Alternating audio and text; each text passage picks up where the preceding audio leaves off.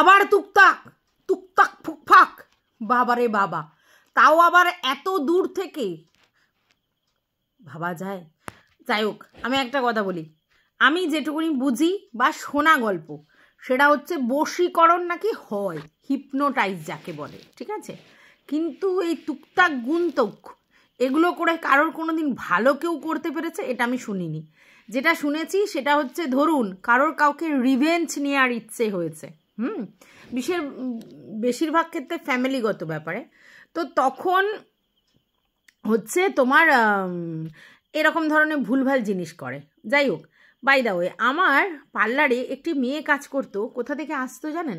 অনেক দূর থেকে, জায়গাটা এখন নাম মনে পড়ছে না।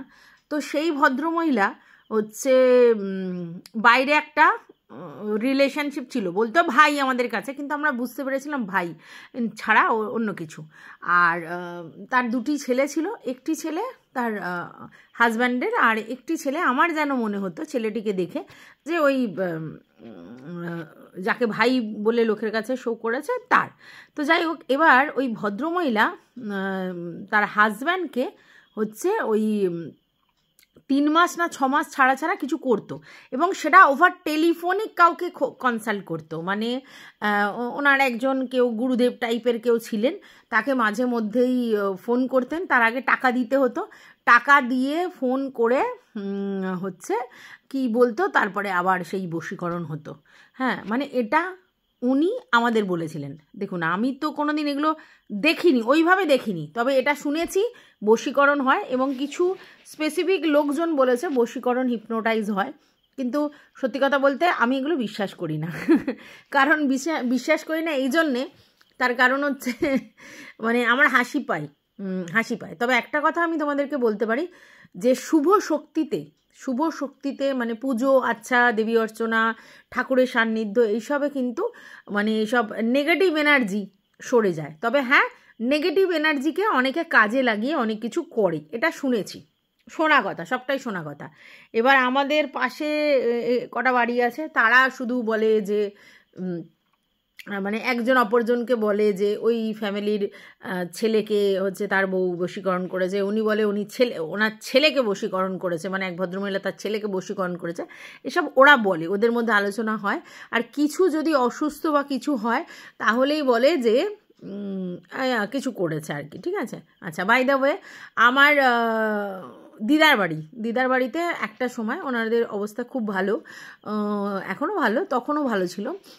তো প্রায়ই ওদের বাড়িতে ডাকাতি, তারপরে হচ্ছে দোকানে মালপত্র চুরি হয়ে যাওয়া, তারপর হচ্ছে তোমার একবার খড়ের গাদায় আগুন লেগে যায়, তো ওর মধ্যে অনেক টাকা পয়সা ছিল, তো সেগুলো এরকম অনেক কিছু ক্ষতি হতে থাকে। তখন স্বাভাবিক পর ক্ষতি হলে তখন তারাও কারোর শরণাপন্ন হওয়ার পরে তো তারা বলছে যে আপনাদের বাড়িতে ফ্যামিলির কেউ কিছু করেছে। কি করেছে না, হাড় পুঁতে দিয়ে গেছে। কিসের হাড় না, কালো বিড়ালের হাড় পুঁতে দিয়ে গেছে, এই সাইডে ওই সাইডে সেই সাইডে, সেখান থেকে হাড় বের করে।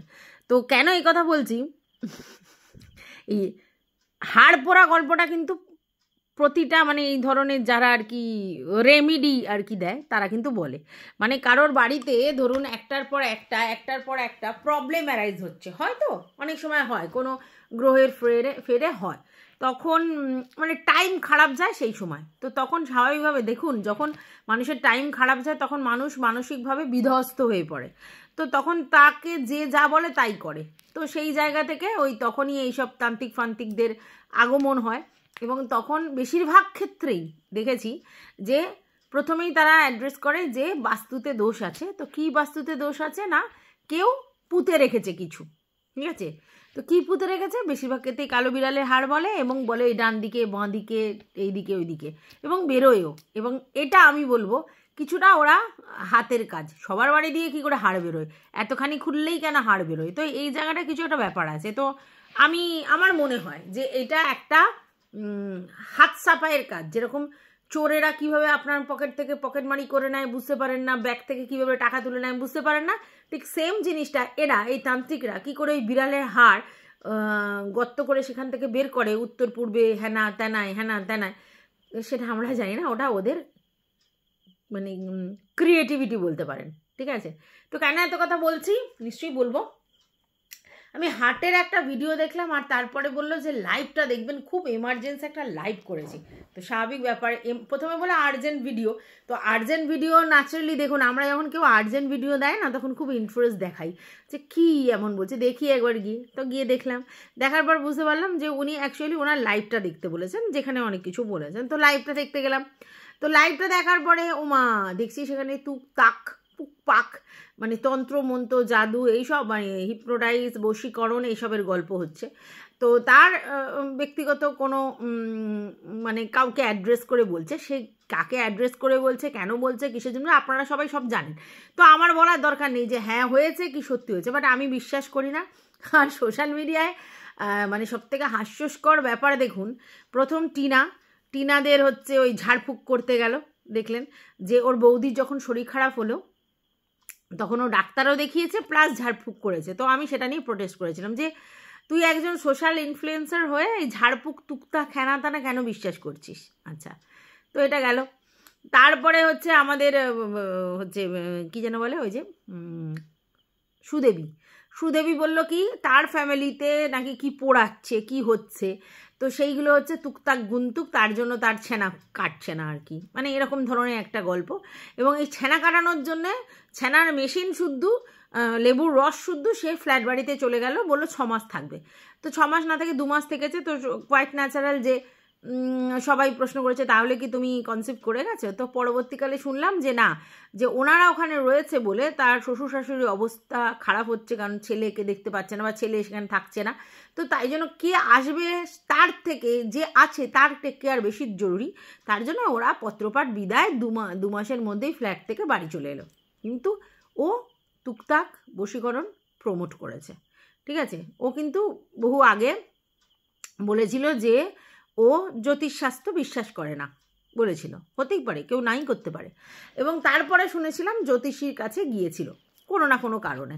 তো যাই হোক, যা হয়েছে হয়েছে সেগুলো শুনেছে, তার মানে বিশ্বাস করতো না, তারপরেও সে দেখাতে গেছে। তার মানে খারাপ টাইমে মানুষের উইকনেস যখন কাজ করে তখন যে যা বলে করে, তো গেছিলো। তারপরে এসে এই টুকটাক ফুকতাকের গল্প দিল। আচ্ছা, এইবার শুনছি যে হাট সেও এই টুকটাক বশীকরণ এসবের গল্প দিচ্ছে। এর আগে হচ্ছে চ্যাটার্জি ছিল না, চ্যাটার্জি, ওরা সেই কোন ধাম, শিবধাম না কোথায়, ঠিক আছে, শিবধাম না কোথায়, সেই সব যাওয়া, সেখান থেকে কি বর পাইয়ে দেওয়া হ্যানা ত্যানা, ওই ঈশানীর ওর ব্যাপারটা হয়েছিল। তো দেখুন, আর আনন্দবাজার আর বর্তমান পেপার খুলবেন, বশীকরণ 2 মিনিটে বশীকরণ, 5 ঘন্টায় বশীকরণ, 1 দিনে বশীকরণ, প্রচুর অ্যাড পাবেন, প্রচুর। তারামা খ্যাত, কামাখ্যা খ্যাত, বেশিরভাগ ক্ষেত্রে এখানে কামাখ্যা আর তারামার কথাই বেশি বলা হয়, ঠিক আছে। তো দেখো, তন্ত্র সাধনা হয়, তন্ত্র নেই তা নয়, তান্ত্রিক বলে একটা শ্রেণী আছে এবং তন্ত্র সাধনা হয়, এটা সত্যি কথা। এবং তন্ত্র এক একজন এক এক রকম করে, কি তন্ত্রর মধ্যে কি জিনিস আছে সেটা আমি জানি না, কারণ আমি তো ওই নিয়ে খুব একটা কোনোদিন পড়াশোনা করিনি, জানি না। তবে হয় তন্ত্র সাধনা, যেরকম জ্যোতিষশাস্ত্র আছে তেমনি তন্ত্র সাধনা এরকম একটা সাবজেক্ট আছে এবং সেটা নিয়ে কাজকর্ম করা যায়, ঠিক আছে। এইবার কথা হচ্ছে এই যে বশীকরণ হিপনোটাইজ, এটা হয় চোখ টু চোখ রেখে বশীকরণ হিপনোটাইজ করা যায়। কিন্তু এখানে বলছে এই খাইয়ে ওই খাইয়ে, এটা খাবারের সঙ্গে মিশিয়ে ওটা কোনো খাবারের সঙ্গে মিশিয়ে, আমার জানা নেই। তবে যারা এগুলো বিশ্বাস করে তারা বলে এগুলো হয়, খাইয়ে আমাকে গুণ করেছে, তুক করেছে, এই করেছে সেই করেছে। তবে আমি এটা বলতে পারি, যে কোনো এফেক্ট এর লং টার্ম হয় না, ওই 6 মাস 3 মাস করে নাকি হয়, তারপরে কেটে যায়, আবার করতে হয়। আমি জানি না, যারা এগুলো বিশ্বাস করে তারা করে। কিন্তু আশ্চর্যের বিষয় হচ্ছে যে আপনি আপনার ফ্যামিলির লোকজনের উপর বা পারিপার্শ্বিক লোকজনের উপর করলেন, ঠিক আছে, কিন্তু সুদূর এখান থেকে অত পর্যন্ত মানে এরকমভাবেই হিপনোটাইজ বশীকরণ তুকতাক গুনতুক করা যায় আমার জানা নেই। তবে হ্যাঁ, ওই যে বললাম যে এক ভদ্রমহিলা আমার পার্লারে কাজ করতেন, তিনি অনেক দূর থেকে আসতেন, তিনি এখানে বসে বসে তার বরকে কি করে কন্ট্রোল করা যায় সেই সাধু বাবার কাছ থেকে ফোন আলাপ করে আর কি জানতে চাইতেন। তো আমি জিজ্ঞেস করতাম এরকম হয়, বলে হ্যাঁ, একবার প্রথমে ছবি দেখিয়ে করেছে, প্রথম হয়েছে, তারপর থেকে ফোন করলেই টুক করে হয়ে যায়, টাকা দিতে হয়, মানে সেই রিচার্জের মতো। 3 মাস ধরুন চললো, তারপরে যখন দেখছে যে বরের এফেক্ট চলে যাচ্ছে, মানে বর আর বশীকরণে যাচ্ছে না, তখন আবার বরকে বশীকরণ করবার জন্য আবার সাধুকে টাকা ভরতে হয়।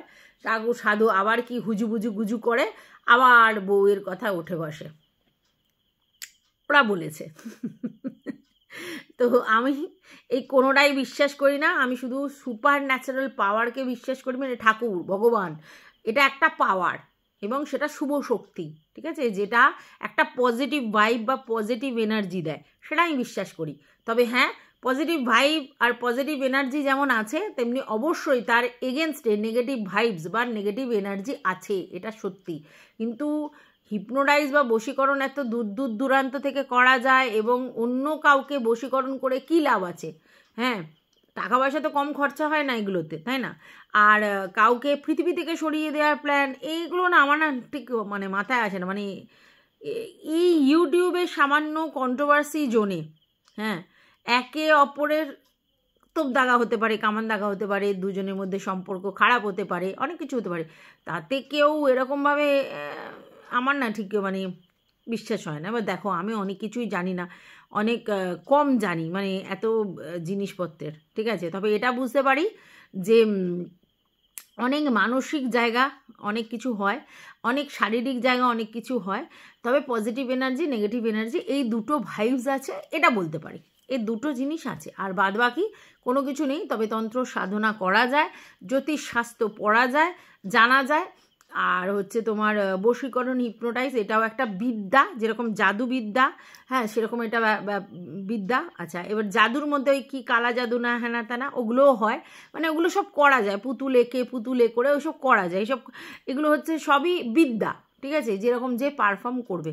তো সবই কিন্তু নেগেটিভ এনার্জি দিয়ে তৈরি করা হয়। তো এর বাইরে কিছু না। তবে আমার এই ক্ষেত্রে ব্যাপারটা ঠিক বোধগম্য হলো না যে শুধুমাত্র ইউটিউবের কন্ট্রোভার্সি জোনে কারোর সঙ্গে কারোর যদি কন্টেন্ট টু কন্টেন্ট ঝামেলা থাকে, সেটা এরকমভাবে পার্সোনাল বা সে এরকমভাবে হার্ম করতে পারবে। যাই হোক, সে যেটা বলে শান্তি পায়, আমার কি, তাই না? যে যেটা বলে শান্তি পায় সে সেটা করুক। আর এই কাটানো, যেরকম গ্রহের ফের কাটানো, এর দোষ কাটানো, ওর দোষ কাটানো, এগুলো হয়, তেমনি এইগুলো হচ্ছে তোমার কাটানো হয়, মানে ওই যে জাদুবিদ্যা ফিদ্যা। তবে একটা কথা বলতে পারি, ওই যে বললাম আবারও, সুপার ন্যাচারাল পাওয়ার, তাকে ডাকার জন্য প্রচুর প্রচুর পথ আছে, ঠিক আছে, অনেক মন্ত্র আছে, সেগুলো জপলে মানে সঠিক মার্গ পাওয়া যায়, এটা সত্যি।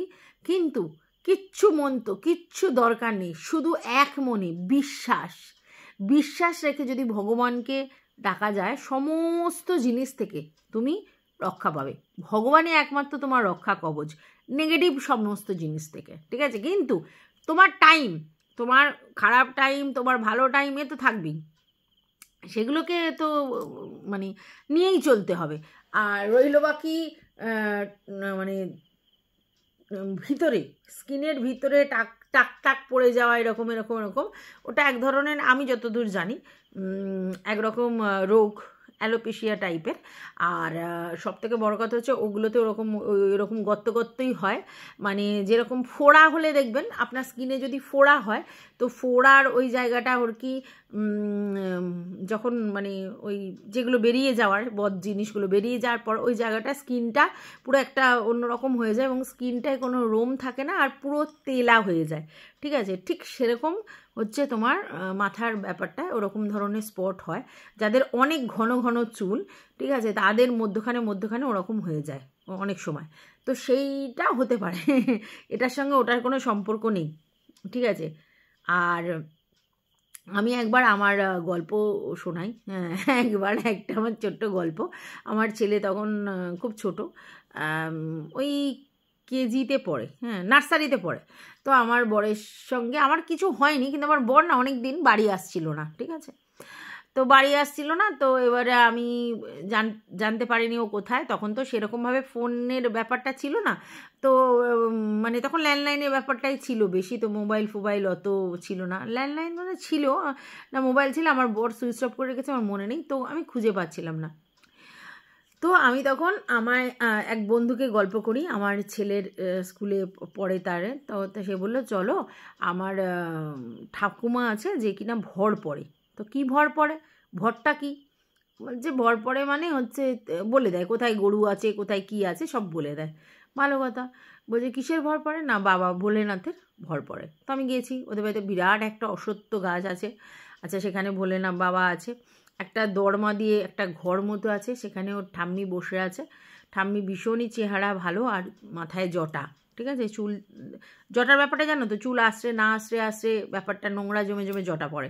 তো যাই হোক, জটা, সেই অবস্থায় উনি বসে আছেন। তো অনেক লোকজন আছে। তো উনি যখন ভর পড়েছেন, তো আমি ভাবলাম কি যখন ভোলানাথের ভর পড়েছে মানে গলাটা ওনার মেয়ের জায়গা ছেলে হয়ে যাবে। তো সেটা দেখলাম না, মেয়ের গলায় রয়েছে। তো এবারে কে বলছে কি আয়না দর্পণ ফর্পণ কী সব বলছে, আমার এই গরু চুরি গেছে, বলছে ওইটা ওই বাগানের ওখানে পাবি, ওটা ওখানে পাবি, এরকম করে নানা কিছু বলছে। এবার আমি গেছি, এত দেরি করলি মা? কীরকম?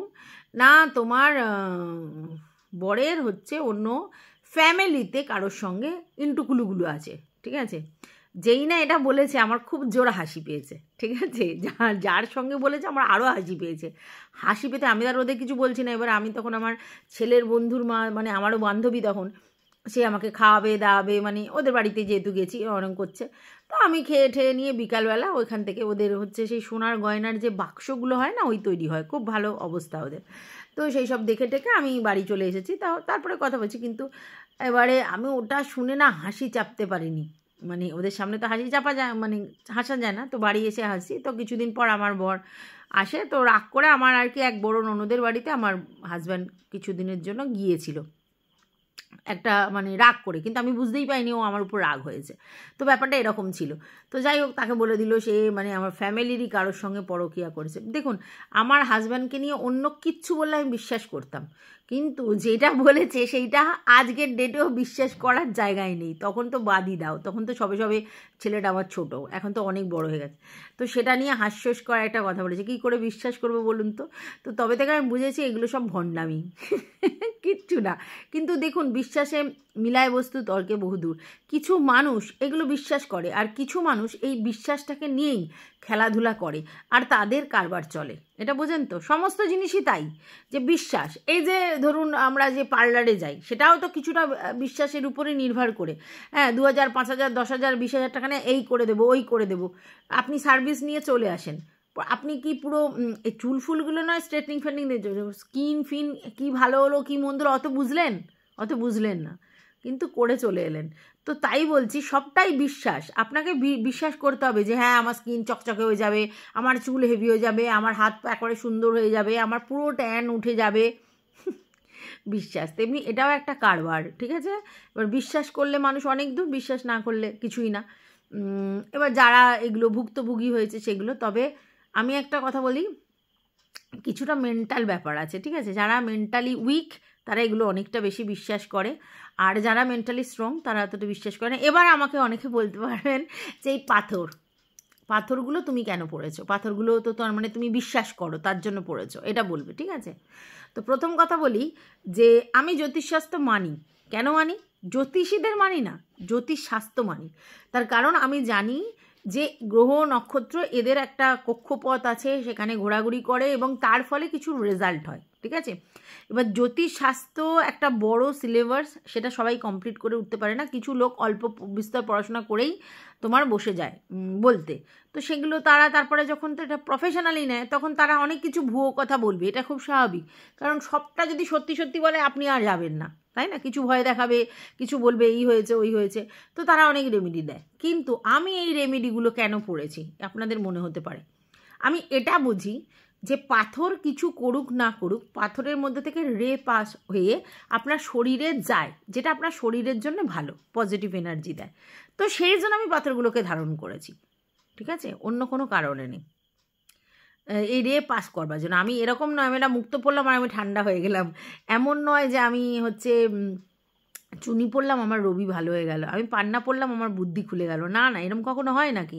কিন্তু রে পাস করলে আপনার শরীরের মধ্যে এফেক্ট আসে, যেরকম আমাদের রামধনু রেনবো আছে 7টা রং, তো সেগুলোর তো কোনো এফেক্ট আছে, তেমনি এই পাথরগুলো দিয়েও এফেক্টটা যায়, ঠিক আছে? তাই সেই জন্য পড়েছি। আর কিছুটা বলতে পারেন ভালোবাসা, মানে ভালো লাগে পড়তে, তার জন্য পড়ি। এটার সঙ্গে অন্য কোনো সম্পর্ক নেই। তো যাই হোক, আর জ্যোতিষশাস্ত্র আর তন্ত্রবিদ্যা, বশীকরণ, হিপনোটাইজ সমস্ত জিনিস কিন্তু এক নয়, সব আলাদা আলাদা আলাদা ব্যাপার। কালা জাদু সব আলাদা, ঠিক আছে? এবার যে যেরকম বিশ্বাস করে। তবে আমি এটা বিশ্বাস করি, পজিটিভ এনার্জি ডেফিনেটলি আছে আর নেগেটিভ এনার্জি ডেফিনেটলি আছে। পজিটিভ এনার্জি সবসময় কাম্য, আর নেগেটিভ জিনিস দেখলে তার থেকে দূরে থাকো।